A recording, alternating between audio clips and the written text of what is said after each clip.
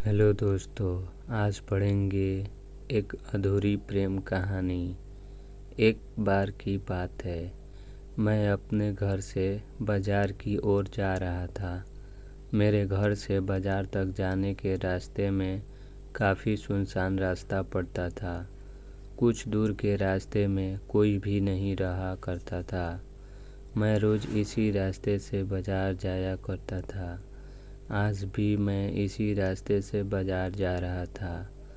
मुझे रास्ते में एक लड़की मिली जो बहुत ही डरी हुई थी।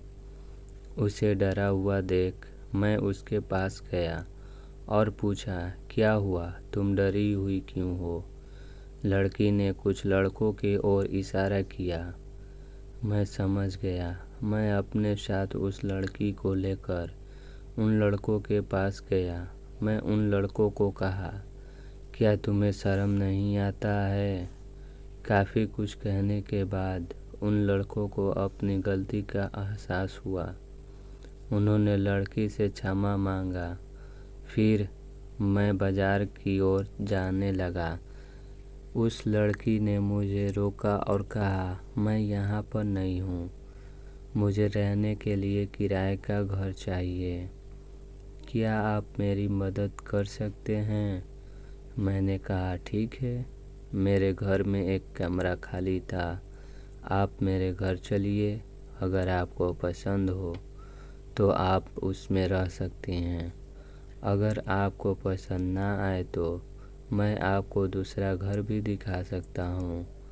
अब वह लड़की और मैं घर की ओर चल पड़े। रास्ते में कुछ भी बोल नहीं पा रहा था।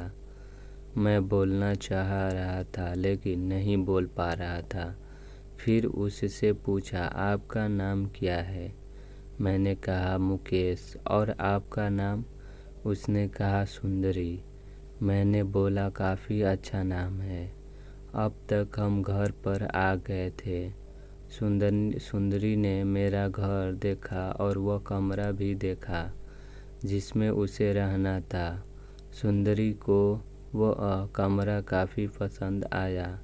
फिर वह हमारे घर में रहने लगी।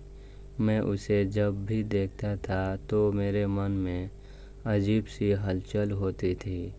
पता नहीं उसके मन में होती थी या नहीं।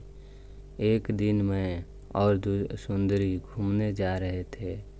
मैंने सोच लिया था कि आज मैंने सुंदरी को अपने मन की बात कहूँगा। हम अपने घर से बहुत दूर एक सड़क पर थे। हम बाइक से चल रहे थे। मैंने सुंदरी से कहा, मुझे तुमसे एक बात कहनी है। सुंदरी से कहा, मुझे भी तुमसे कुछ कहना है। मैंने कहा, बोलो। सुंदरी बोली, मैं तुम्हें पसंद करती हूँ।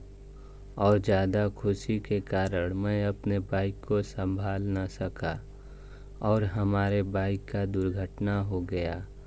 मैं तो बच गया लेकिन सुंदरी ने अपने जान को गंवा दिया।